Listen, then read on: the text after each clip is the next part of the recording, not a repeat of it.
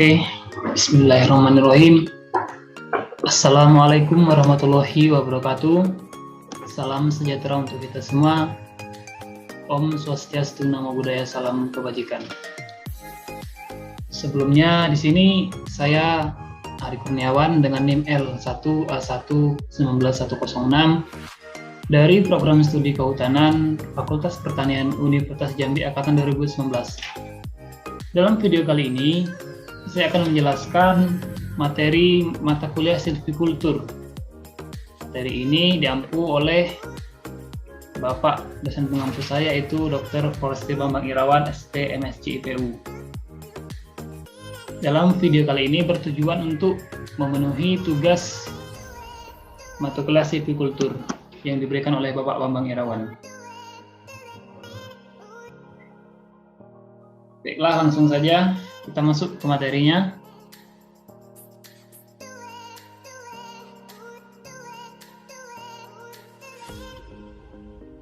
Ya, perkembangbiakan generatif.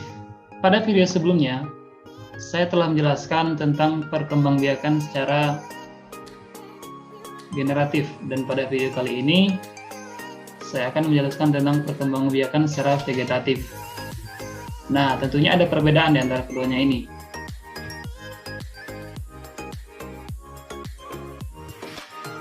Apa sih pengertian perkembangbiakan vegetatif itu sendiri? Reproduksi vegetatif merupakan cara reproduksi makhluk hidup secara aseksual. Maksudnya di sini tanpa adanya peleburan sel kelamin jantan dan kelamin betina. Nah, pada produksi generatif sendiri kemarin itu merupakan produksi secara seksual. Jadi perbedaannya antara di situ. Yang di sini vegetatif secara aseksual, generatif secara seksual. Nah, reproduksi vegetatif sendiri dibagi menjadi dua kejadiannya. Yang pertama itu secara alami ataupun juga secara buatan. Kita masuk ke vegetatif alami. Pada vegetatif alami ini sendiri, perkembangbiakan secara tidak kawin pada tumbuhan yang terjadi secara sendirinya. Dengan kata lain, tidak ada unsur lain yang mempengaruhi pada perkembangbiakan tersebut, akan tetapi terjadi dengan sendirinya pada individu tumbuhan itu sendiri. Nah, tumbuhan yang berkembang secara vegetatif itu dialami dapat dilakukan dengan bagian tumbuhan itu sendiri. Contohnya itu dengan spora, ada tunas, akar tinggal, umbi lapis, umbi batang, umbi akar, dan geragi. Kita akan bahas satu persatu di antara pembagian dari vegetatif alami ini sendiri. Oke, yang pertama itu spora. Nah, spora itu terdapat pada tumbuhan paku biasanya. Ada paku, ada lumut, ada jamur juga. Nah, spora itu memiliki inti sel yang berubah fungsi menjadi alat perkembangbiakan. Spora itu biasanya berbentuk seperti biji yang sangat kecil, contohnya seperti ini. Nah, kalau kita amati dengan mata telanjang tanpa memasatinya, biasanya tidak terlihat. Tetapi jika kita perhatikan lebih detail, nah akan terlihat spora-spora ini seperti ini.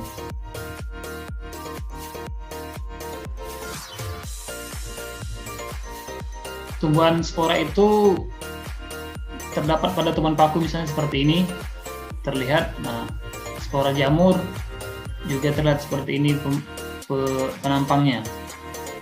Di mana sebentar.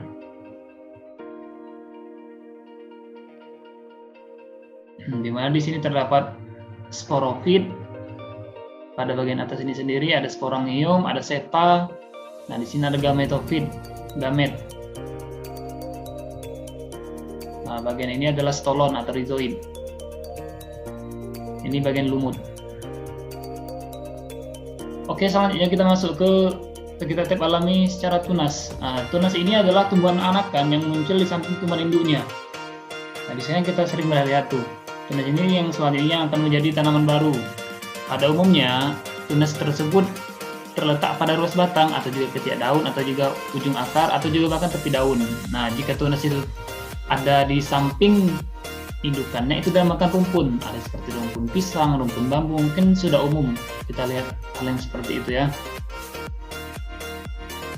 Tunas itu yang tumbuh di ujung akar atau tepi daun itu namanya tunas adventif. Nanti kita akan terlihat seperti apa contohnya.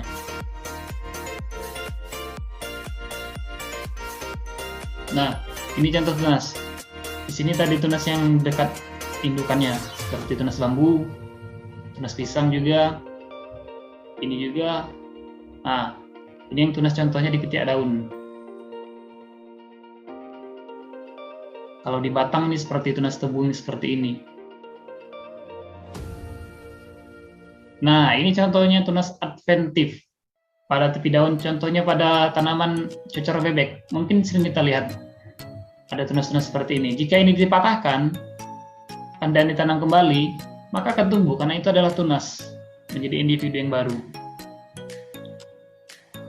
Oke, selanjutnya kita akan memasuki pembahasan akar tinggal atau disebut rizoma. Nah, akar tinggal atau rizoma itu merupakan batang yang tumbuh menjalar dalam tanah. Cirinya seperti mirip akar, berbuku-buku biasanya dia, dan pada ujungnya itu terdapat seperti kuncup. Nah, pada setiap buku itu terdapat daun yang berubah menjadi sisik. Nah, tanaman yang berkembang biak dengan akar tinggal ini seperti lengkuas, jahe, alang-alang, kunyit, dan temulawak. Nanti akan terlihat jelas pada contoh gambarnya di sini. Nah, ini yang namanya akar tinggal. Ini akan berubah menjadi individu baru di sini. Di jahe, kencur, lengkuas. Nah, ini temulawak, ini kunyit. Ini akar-akar yang seperti ini akan tinggal menjadi individu baru nantinya dan memiliki tunas. Terlihat seperti ini nih tunasnya. Ini akar sebenarnya, tapi dia akan tumbuh menjadi tunas. Nah, contohnya ini. Ini ada internode. Nah, di sini yang adventitious root. Ini skala leaf, ini bud, node, akar. Maksudnya root akar. Ini.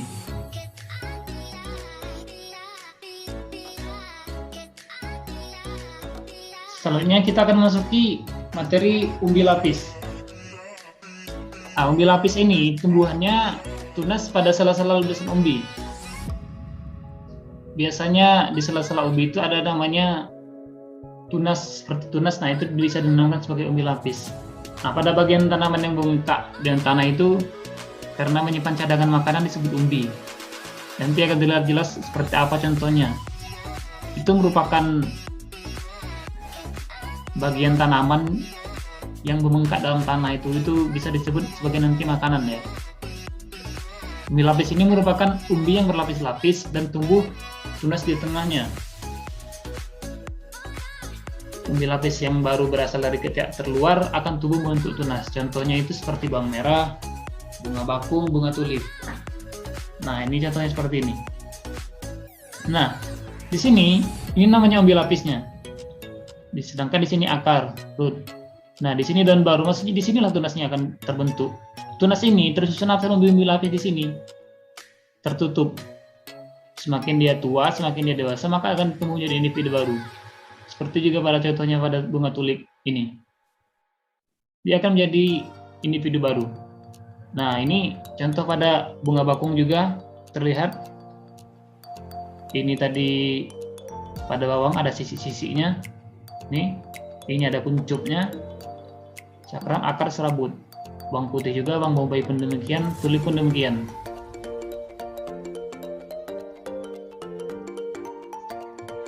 Selanjutnya umbi batang.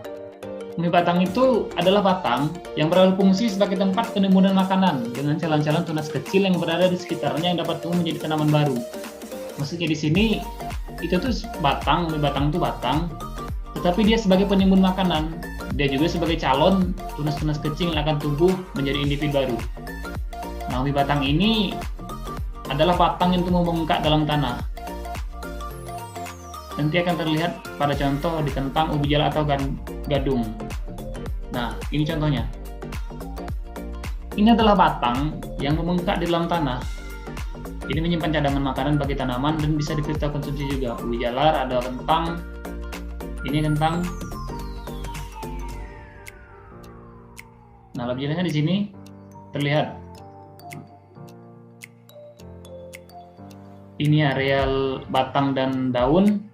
Nah, disinilah tempatnya rizoma, terus lagi umbi batang itu. Should arising from the development of the eyes. Nah, disinilah akan tumbuh mata-mata baru. Maksudnya mata-mata tunas, bukan mata tunas. Biasanya terlihat seperti ini, tunas. Nah, biasanya jika kita membeli yang sudah tua, kayak kentang, terlihat tuh tunasnya. Tumbuh seperti ini dia.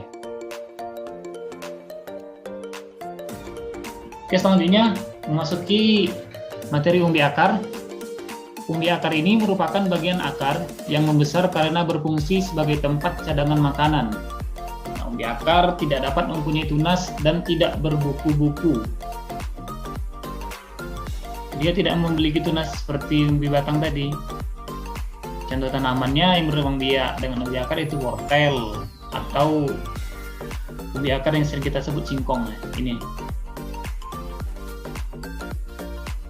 Nah, disinilah ini pangkal akarnya, ini cabang akarnya, ini rambut akar, ini ujung akar. Di ujung akar ini ada namanya sel rambut akar, zona pematangannya di sini, zona pemanjangan, elongation zone, zona pembelahan ini ada namanya tudung akar, batang akar. Nah, di sini akan membengkak akar-akar ini karena menyimpan cadangan makanan, seperti kayak di wortel. Tapi tidak akan tumbuh tunas di sini. Tunasnya tetap akan di atas. Selanjutnya geragi. Geragi itu merupakan batang yang tumbuh dan menjalar di permukaan tanah. Geragi tersusun atas ruas-ruas. Setiap ruas yang menempel pada tanah akan membentuk akar dan tumbuh tunas baru. Jika ada ruas-ruas atau batang-batang yang menempel pada tanah, dia akan membentuk tunas baru di situ jika dia tertimbun oleh tanah. Nah, tanaman baru yang akan tumbuh pada ruas-ruasnya tidak bergantung lagi pada induknya karena dia sudah memiliki akar untuk mengangkut unsur hara. Tanaman yang berkembang biak dengan geragi ini contohnya seperti pegagan, antanan, rumput teki. Nih, terlihat ada geragi, stolon, batang tubuh merambat di atas tanah di rumput teki. Dan ini stolon ini akan menjadi individu baru di sini jika dia tertimbun dalam tanah. Ini juga contohnya nih yang lebih jelas. Ada stroberi, dia akan tumbuh tunas baru di sini. Nih, ini rumput teki akan membentuk individu baru di sini. Dan stolon itu tadi akan membentuk individu baru. Tanaman baru tumbuh dari kuncup. Ini stolonnya, ini akar. Ini tanaman indukannya. Dia tidak akan bergantung lagi pada indukan untuk memperoleh makanan. Dia akan mencari sendiri.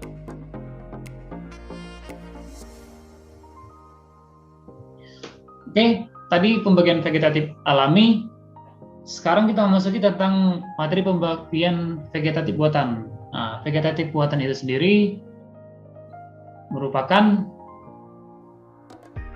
sekumpulan teknik untuk menghasilkan individu baru tanpa melalui perkawinan juga. Perbanyakan vegetatif ini melibatkan campur tangan manusia tanpa proses penyerbukan. Maksudnya di sini vegetatif buatan itu memerlukan campur tangan kita sebagai media pembuatannya, manusia. Jika tadi alami tidak memerlukan bantuan tangan manusia, ini kita di vegetatif buatan ini perlu bantuan oleh manusia. Nah, contoh-contohnya itu ada stek, cangkok, mengenten atau menyambung, ini merunduk, okulasi. Nah, perbanyakan vegetatif menghasilkan keturunan yang disebut klon. Kita masuk ke materi stek. Stek ini merupakan cara kita memanfaatkan potongan-potongan bagian tumbuhan untuk ditaman hingga tumbuh menjadi individu baru. Kita potong dan kita tanam menjadi individu baru dia. Nah, syaratnya itu batang itu tidak terlalu muda atau juga tidak terlalu tua. Minimal berumur 1 tahun, kecuali untuk stek pucuk lah. Kalau stek pucuk mungkin bisa untuk yang muda. Yang kedua, bebas dari serangan hama dan penyakit. Selanjutnya, Karena batang atau pucuk masih segar berwarna hijau. Jika sudah layu ya bisa dimungkinkan stek ini akan gagal jika sudah terlanjur layu, tanamannya mati. Contohnya ini pada singkong, kita biasanya bisa nih, kita potong-potong, kita tanam kembali, dia akan tumbuh jadi individu baru. Ini juga stek jambu air. Kita potong-potong cabangnya, rantingnya, kita ambil, kita tanam menjadi individu baru. Selanjutnya masuk ke materi cangkok. Nah, cangkok di sini merupakan cara kita untuk mengembangbiakkan tumbuhan dengan menguliti batang yang ada, lalu dibungkus dengan tanah agar akarnya tumbuh. Cangkok ini dilakukan agar tanaman cepat berbuah dan mempunyai sifat-sifat yang sama dengan induknya. Jika sudah muncul akarnya, nah maka batang tersebut sudah bisa kita ambil, kita potong dan kita tanam di dalam tanah. Nah, ini seperti ini. Lebih jelasnya lagi, kita lihat langkah-langkahnya. Yang pertama itu kita akan memilih cabang yang mana yang akan kita cangkok. Lalu kita kupas, bersihkan dari lendir-lendirnya ini. Kira-kira panjang kupasan ini 5-9 cm. Lalu kita menutup kupasan atau luka pada dahan yang tadi kita potong tadi dengan tanah yang subur, juga dicampur dengan pupuk kandang biar lebih cepat. Lalu kita tutup dengan tanah subur dicampur dengan pupuk kandang. Kita ikat juga. Nah, ini kita siram setiap pagi sore hingga biasanya tumbuh dengan waktu rentang sekitar 1-2 bulan. Jika sudah memiliki akar yang kokoh, nah maka bisa kita potong di sini, kita tanam di tanah. Maka dia akan menjadi individu baru. Selanjutnya mengenten atau menyambung. Nah, merupakan perkembangbiakan buatan yang biasanya dilakukan pada tumbuhan sejenis, buah-buahan ataupun di dalam pohon. Menyambung ini bertujuan untuk menggabungkan dua sifat unggul dari individu berbeda. Biasanya contoh yang diambil untuk vegetatif buatan menyambung ini, misalnya tumbuhan yang sekeluarga, tomat sama terong ataupun mawar merah sama mawarnya lah, untuk menghasilkan yang bervariasi. Nah, ini ada bagian batang bawah, ini bagian pucuk atas, disambung, diikat, dia nanti akan menjadi individu baru yang bersatuan. Dia akan membentuk individu yang unik bisa dikatakan. Ini contohnya lagi, jika kita pada bagian samping, ini bagian tengah, ini bagian samping, bagian atas kita sambung, kita ikat. Nah, ini contohnya lagi. Kita memotong bagian untuk ini menyambung mirnya, memotong pinggirnya ini, lalu kita sambung, kita ikat. Nanti akan menjadi individu yang baru yang sesuai dengan yang kita harapkan mungkin. Selanjutnya merunduk. Nah, merunduk ini merupakan teknik perkembangbiakan tumbuhan dengan cara membengkokkan sebagian cabang, kemudian menanamkannya ke dalam tanah. Nah, pada batang yang timbul ini diharapkan tumbuh akar. Setelah akar timbul, maka batang sudah bisa kita potong dan dibawa ke tempat lain untuk ditanam. Biasanya ini yang dengan cara merunduk ini contohnya itu arbei, apel, tebu, stroberi, ada juga bunga melati. Nah, contohnya seperti ini. Individu baru kita bengkokkan ke dalam tanah. Dia akan membentuk individu baru, tumbuh akar di sini. Nih, ini teman induk, kita bengkokkan, timbul dengan tanah. Dia akan membentuk tumbuhan baru. Jika sudah kokoh, bisa kita potong, kita pindahkan jadi individu baru. Ini jelasnya seperti ini. Nih.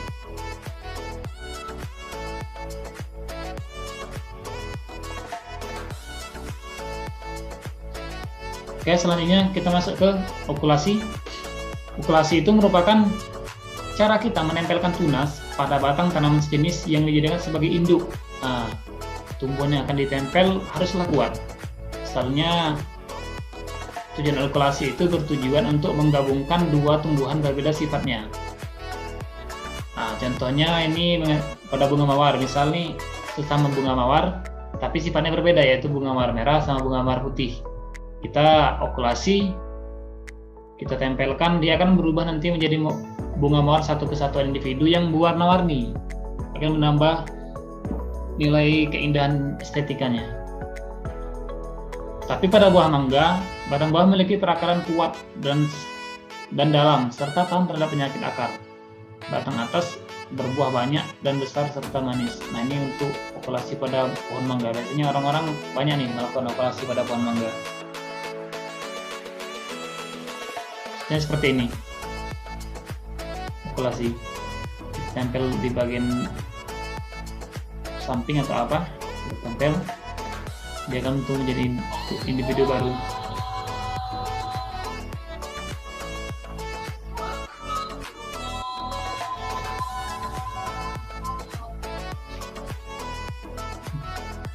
Oke, selanjutnya kultur jaringan. Kultur jaringan ini bisa dikatakan sebagai bagian dari perbanyakan tanaman secara vegetatif ya. Mungkin tadi tidak disebutkan di pembagian awalnya, tapi di sini saya tambahkan karena merupakan bagian dari perkembangbiakan secara vegetatif. Kultur jaringan ini merupakan suatu jaringan tanam menjadi tanaman kecil yang mempunyai sifat sama seperti induknya. Taman kultur jaringan itu misalnya ada wortel, pisang, dan tanaman-tanaman lainnya. Jadi kita ambil bagian-bagiannya ini, bisa jelas terlihat di sini. Nah, kita ambil bagian-bagiannya ini,